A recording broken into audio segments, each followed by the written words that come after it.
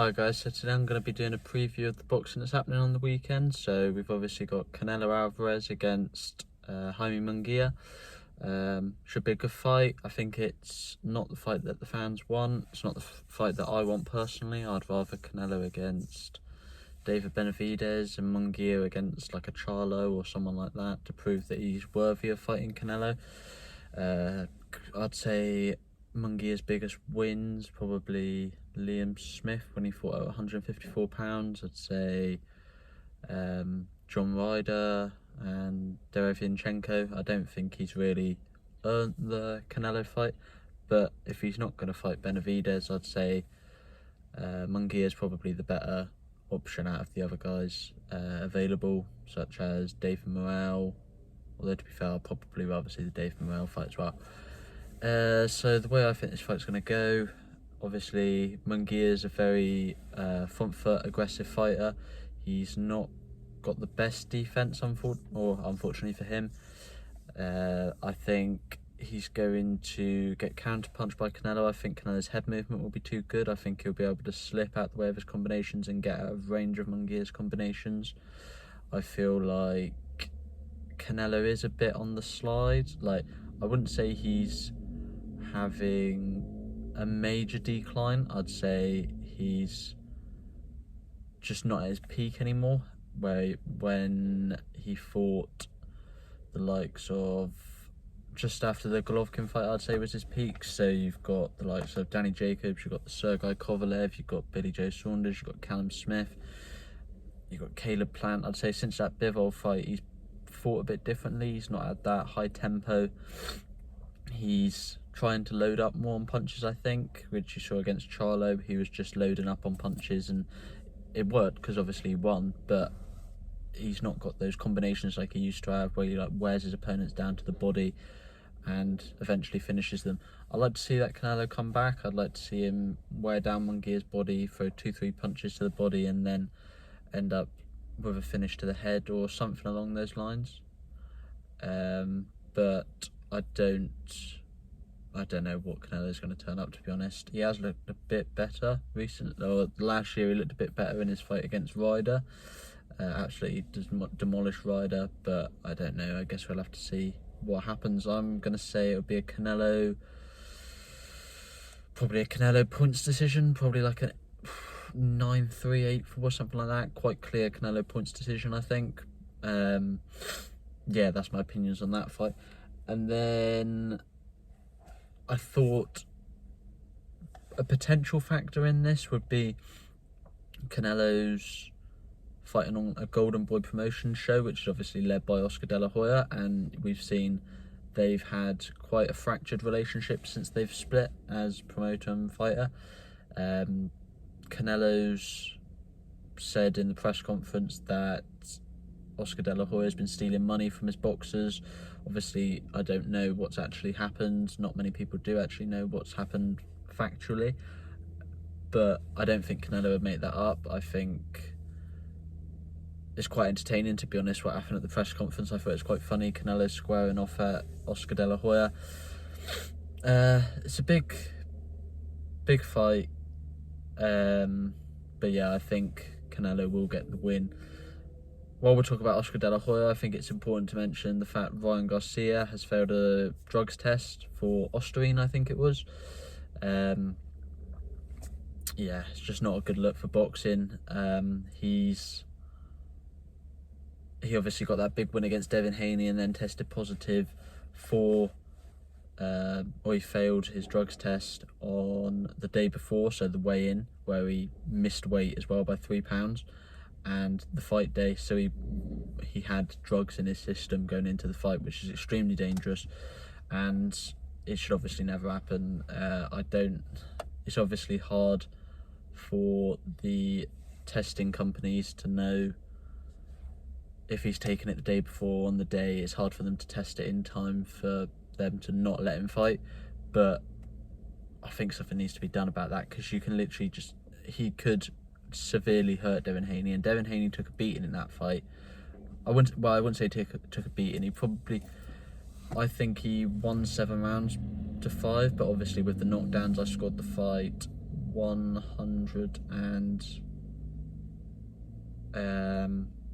112 to Ryan Garcia. So obviously the knockdowns just won it for him.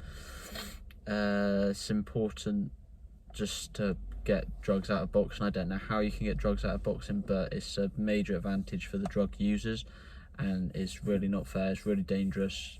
Devin Haney, he's got screwed there. He's got majorly screwed. He lost the fight, very close decision, and the reason he's lost the fight is because of knockdowns. The performance-enhancing drugs could have increased Ryan Garcia's power and endurance. It probably meant he didn't have to be as disciplined in camp preparing for the fight, so he didn't do as much training as Devin Haney. He also weighed in over the weight, so he obviously wasn't as disciplined as he could have been, and he opened up about drinking every night in camp, which I don't think is what a boxer should be doing, obviously, especially if you're going to miss weight. If you make the weight, you can drink whatever you want, eat whatever you want, but he's missed the weight, and I don't think that's obviously one thing is for certain in boxing that you need to do, I think, and you can't guarantee a win, but the one thing you should be able to guarantee is that you make the weight that you're contractually obliged to make, and Ryan Garcia didn't do that. And he's a big name in boxing, and there's going to be a lot of talk around this for weeks to come until we know if he gets a ban, if he's cleared, whatever. I don't agree with Eddie Hearn, so Devin Haney's promoter. Eddie Hearn said, you're guilty until proven innocent when it comes to drugs tests, and I think I kind of agree with it, but he is guilty. He's had drugs in his system. It doesn't really matter how they got in there. He's had drugs in his system, so he has been proven guilty. Yeah, I don't really agree with Eddie Hearn's point there. But it'd be interesting to see what happens in the future with Ryan Garcia and see how that goes. Then the co-main event on this card is Figueroa versus Magdaleno, Jesse Magdaleno. Figueroa has recently moved up from 122 pounds, which is super bantamweight, to featherweight, 126 pounds. He's got the interim WBC featherweight title. He's had that for probably about 2 years, and it's unfair that he hasn't fought for the full WBC title against Ray Vargas. I think that needs to be Ray Vargas' next fight if he's not going to rematch Nick Ball after that controversial decision. I think he just needs to fight Figueroa. I think that'd be a great fight.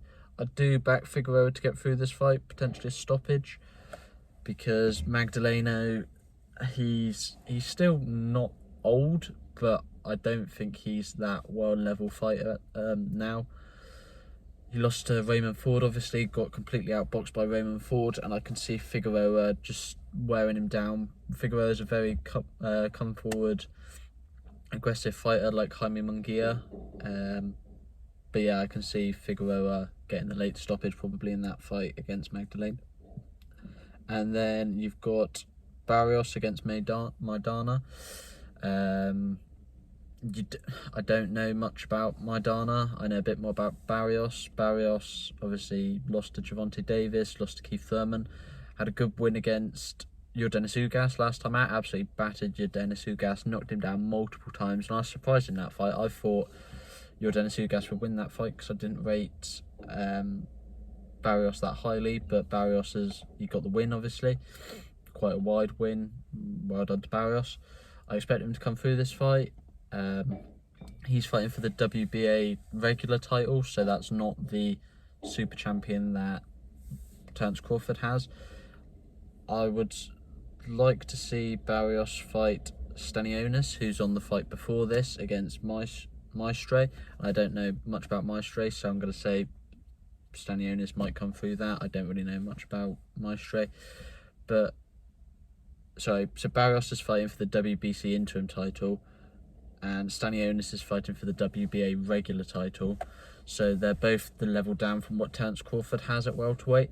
I think if Terence Crawford wins against Madrimov, I'd say they're probably going to get their titles upgraded. So Barrios would be a WBC champion and Stanionis would be a WBA world champion.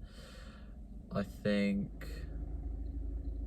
that's what should happen. I think potentially they could fight each other for a unification, and the winner fights John Boots Ennis. I think that'd be a good fight. And then on Monday in Japan, you've got Inoue versus Nery. Now that's a really good fight. I think Inoue will probably win the fight. I'd back Inoue to win the fight, and I'd back Inoue to win the fight by stoppage. Inoue's obviously got so much power, so much speed, undisputed at 122 pound. Nery, he's again a come forward aggressive fighter. I just back Inoue to win this fight. Nery's been talking a lot about saying Inoue is overrated, Inoue's not good, Inoue's all this and that, and I think that's going to fire Inoue up. I feel like the Japanese supporters are going to be behind Inoue, and they're going to drag Inoue through this fight, and Inoue is going to win this fight quite comfortably. I think he's going to stop Nery later in the fight. And yeah, I back a body shot finish. Figueroa beat Nery by a body shot finish, and I can see Inoue doing the same thing. And then I'd like to see Inoue move up potentially, or fight Akhmad Aliyev. I think that'd be a good fight in his next fight if he beats Nery, obviously. On the undercard, you've got Inoue's brother, Takuma Inoue, fighting for his title. You've also got Maloney fighting for his title, and Akui fighting for his title. I don't know much about their opponents, but I'd obviously back all of them to win. There's a good card in Japan, to be fair. 4 world title fights. Obviously in the lower weight divisions, that's probably why there's 4 title fights on a fight card, because it would be cheaper wage wise. But yeah, good fights to look forward to over the next couple of days. I think the favourites for each of these fights are probably going to win. I don't think there'll be any upsets. I think the most likely upset will probably be Munguia beating Canelo, and yeah, I hope Canelo comes through and fights David Benavidez. That's what I like. That's what most boxing fans would like to see, I think. And yeah, thanks guys for watching. Please leave your comments on what I've said below. Please like and subscribe. Thanks guys.